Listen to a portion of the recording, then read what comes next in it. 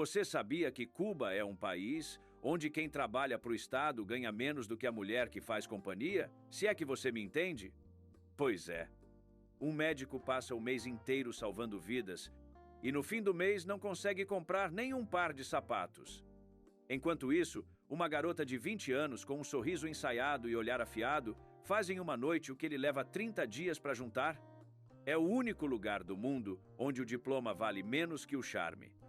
E o talento mais valorizado é saber flertar com um turista bêbado. E é exatamente isso que você vai entender agora.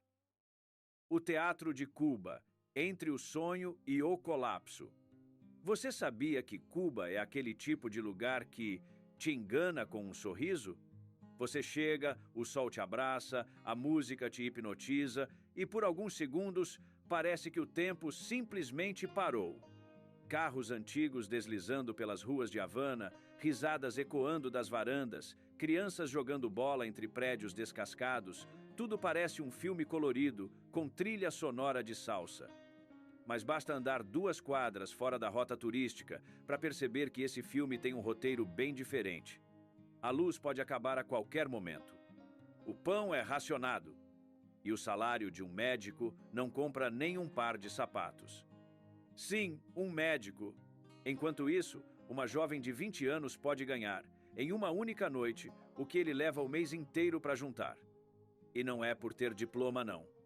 É por ter carisma, um sorriso fácil e aquele jeito de encantar o turista que veio viver a experiência cubana.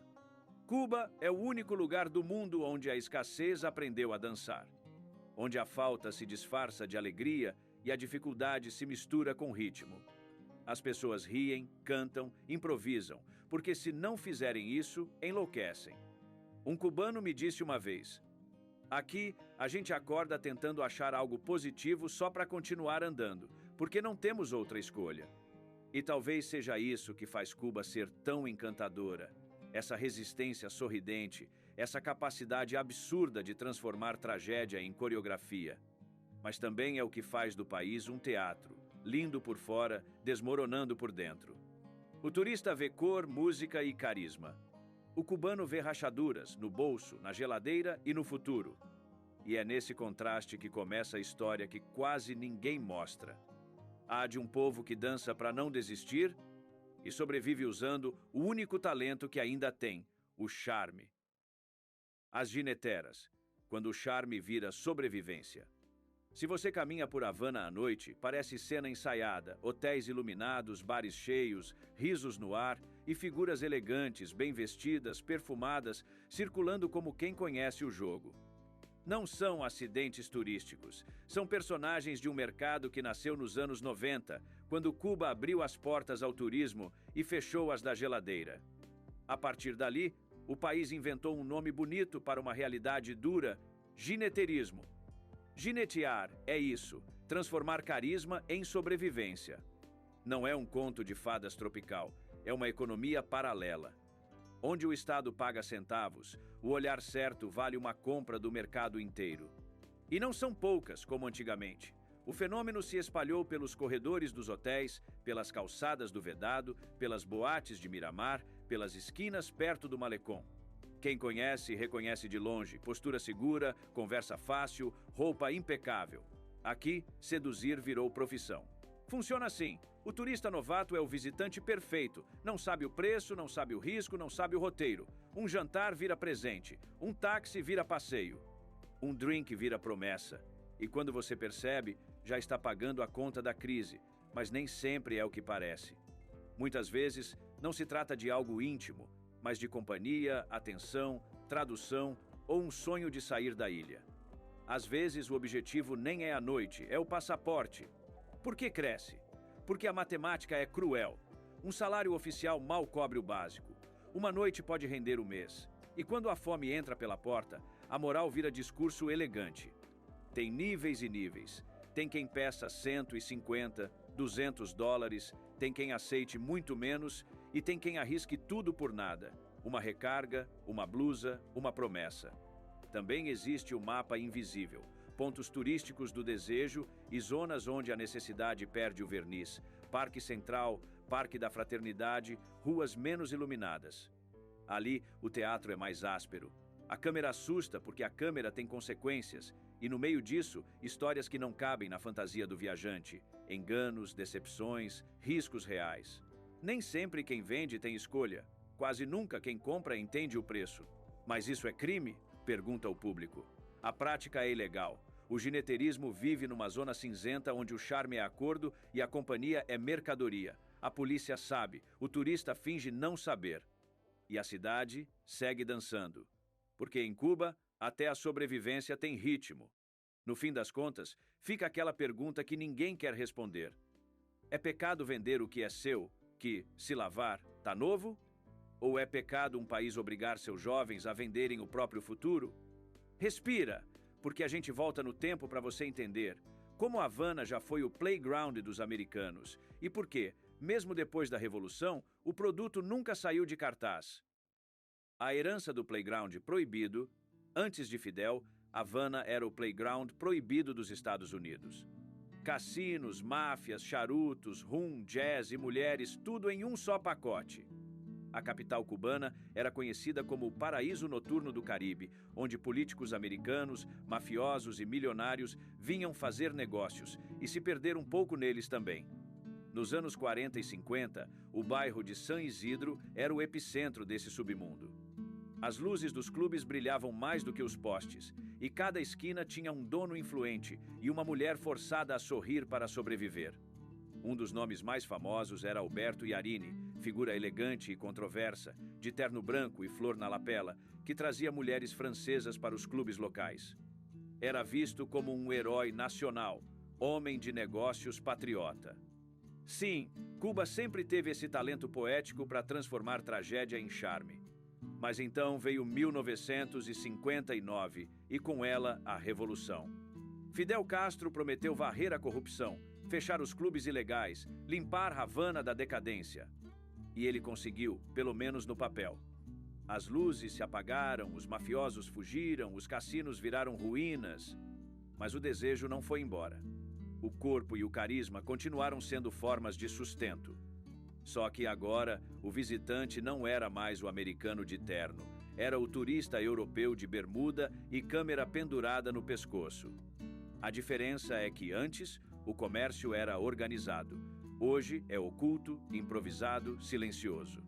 E quando o sistema te deixa com a geladeira vazia e a esperança em greve, encanto pessoal vira o último recurso nacional. Fidel fechou os clubes, mas o show continuou em cartaz. Só mudou o nome do espetáculo. Cuba trocou as luzes de neon por holofotes ideológicos. Mas, no fundo, a velha Havana nunca deixou de vender o mesmo espetáculo, a promessa de prazer fácil, embalado em revolução e ritmo. E é aí que a história fica ainda mais amarga, porque a nova geração, nascida décadas depois, herdou esse mesmo palco? Sem cassinos, sem glamour, sem dólares caindo dos bolsos. Apenas o mesmo papel antigo, sobreviver com charme. A nova geração do desespero. Hoje, o cenário é outro, mas o enredo é o mesmo. Os novos protagonistas fenômeno conhecido como gineterismo têm 19, 20 e 22 anos. São estudantes, jovens com diploma, gente que cresceu ouvindo que Cuba era um modelo social. Mas na prática, é um país onde quem trabalha para o Estado ganha menos do que quem busca oportunidades ligadas ao turismo. Uma delas disse: aqui, um médico ganha 3.000 pesos por mês. Eu faço $200 em um dia. Faz as contas. É a frase mais fria e mais sincera sobre a economia cubana. O país que formou médicos e engenheiros virou uma vitrine onde o charme vale mais que um diploma. Em Cuba, existe uma palavra para descrever isso: gineterismo. Elas não se chamam de nomes pejorativos, são gineteras. Não tem uma tradução exata, é uma gíria local usada para falar de pessoas que vivem de se relacionar com turistas, oferecendo companhia, ajuda ou atenção em troca de alguma forma de benefício. Alguns veem como estratégia de sobrevivência, outros como consequência direta da crise. Algumas sonham com um Yuma que as tire da ilha, outras só querem encher a geladeira. E todas, no fundo, sabem o risco que correm. Para quem não sabe, Yuma, em Cuba, é uma gíria usada para se referir a estrangeiros, especialmente turistas, e originalmente estava ligada aos norte-americanos. No começo, era só para os americanos, tipo, os caras do outro lado do mar. Mas com o tempo, virou apelido para qualquer um que venha de fora. Brasileiro, espanhol, canadense, tudo Yuma. Então, quando um cubano diz "encontrei um Yuma", não é ofensa nem elogio, é código. Significa: chegou alguém com dinheiro, esperança ou talvez com uma passagem para fugir daqui. Muitas delas vieram de províncias pobres, pegam ônibus lotados rumo a Havana, acreditando que lá terão oportunidades. Se é que você me entende. Oportunidade é uma palavra bonita. Na prática, significa disputar com dezenas de outras mulheres um turista bêbado disposto a pagar por um pouco de companhia e conversa. Um olhar, um drink, uma noite, o suficiente para sobreviver mais uma semana. Uma delas contou que às vezes é preciso escolher. Ou a gente aceita o risco de pegar uma doença, ou aceita passar fome. E é esse o ponto mais triste. Cuba não é um país sem valores. É um país que forçou seus jovens a negociar os próprios. O corpo virou moeda, o sorriso virou marketing e o amor virou investimento de risco. E não é por falta de vergonha, é por falta de opção. A revolução prometeu igualdade. Mas o que se vê nas ruas é um desfile silencioso de desigualdade disfarçada de festa. Cuba continua dançando, só que agora quem dita o ritmo é o desespero. Gineteiros, a outra face. Nem só as mulheres buscam sustento através do turismo em Cuba. Nas calçadas, nos bares, nas boates, há também os gineteiros homens, que aprenderam o mesmo jogo, só que com outro público. Alguns atendem turistas estrangeiras, outros, homens ricos que chegam em busca de aventura exótica. E todos têm o mesmo ponto em comum: a miséria como patrocinadora. Um deles contou: sou graduado em literatura espanhola, sou professor, mas aqui professor não come. Se eu não trabalhar, minha mãe não come. Outra frase resume Cuba melhor do que qualquer discurso político. O país que exporta médicos, professores e artistas importa dólares por baixo da mesa. E as histórias são tão absurdas quanto reais. Um gineteiro mostrou uma cicatriz no corpo, resultado de um encontro com um gringo alemão que o machucou durante uma fantasia estranha. E mesmo assim, ele continuou o trabalho, porque eu precisava do dinheiro. É impossível ouvir isso e continuar acreditando que o socialismo humanista ainda existe. O homem que dança salsa à noite é o mesmo que suporta humilhações para pagar o arroz no dia seguinte. Em Cuba, não há mercado do amor masculino, há estratégias de sobrevivência. E eles também sabem o preço do estigma. Carregam vergonha, medo e silêncio. São os invisíveis dentro do invisível. Alguns fazem ponto perto de hotéis, outros se disfarçam de guias turísticos, oferecendo passeios, mostrando a cidade, ajudando o visitante. Mas no subtexto, o verdadeiro acordo é outro: companhia e atenção em troca de sustento. Cuba é o país onde até o flerte é profissão, onde o olhar é moeda e a esperança é negociada em voz baixa. E não dá para julgá-lo sem entender o cenário. Um estado quebrado, um povo com fome e um sistema onde o único recurso que ainda circula é a beleza. Porque quando tudo é controlado, menos o desejo, o corpo vira o último espaço de liberdade. Hey, para só um momento! Se esse vídeo tá te fazendo pensar, manda agora para aquele teu amigo que vive dizendo que Cuba é o paraíso perfeito. Quero ver se ele aguenta calado o que esses caras aguentam sorrindo. O novo mercado. O cybergineterismo. Cuba evoluiu, mas à sua maneira. Se antes a sedução acontecia nas calçadas de Havana, agora ela acontece no Wi-Fi do parque. Bem-vindo à era do cybergineterismo, a versão 2.0 do velho jogo de sobrevivência. Com a chegada tardia da internet, uma nova geração descobriu que podia vender o mesmo produto sem sair de casa. Basta um celular, um sorriso e uma boa conexão. O resto é algoritmo e criatividade. Hoje, há meninas e meninos que cobram por conteúdos, fotos artísticas, vídeos privados ou conversas personalizadas. Outros criam perfis falsos, enganam estrangeiros, pedem recargas, roupas ou ajuda financeira em troca de promessas ou atenção. É o conta em site duvidosos para se divulgar, mas sem glamour, sem plataforma e sem segurança. A internet virou o novo cabaré, barato, rápido e global. E o mais triste é que muita gente faz isso não por vaidade, mas por sobrevivência. Alguns são universitários tentando pagar a faculdade. Outros, mães que precisam comprar leite. Outros, simplesmente jovens que viram os amigos deixarem a ilha e entenderam que só tinham duas opções: vender ilusões ou vender esperança.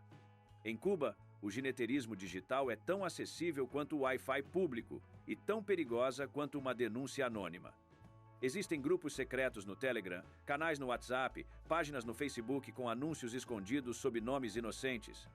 Venda de recargas, amizades internacionais, turismo afetivo. Todo mundo sabe o que é, mas ninguém fala. E o mais irônico, no país que controla o que você fala, o corpo virou o único espaço realmente livre. A sensualidade se tornou resistência. A miséria virou performance. E o flerte, ferramenta política.